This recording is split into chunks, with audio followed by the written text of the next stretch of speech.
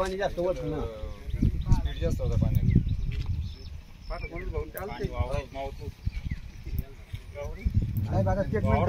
पाणी म्हणजे शेत राहिले ते तलाव झालं होतं ना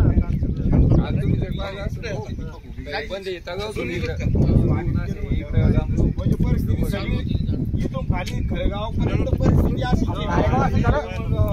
इकडे सगळे कारेगाव खळगाव आले कधी अजून पाणी नाही गेलं काल जवळपास 21 तास ट्रॅफिक यायच्या शेतातून इतकी नाली पडली शेतावर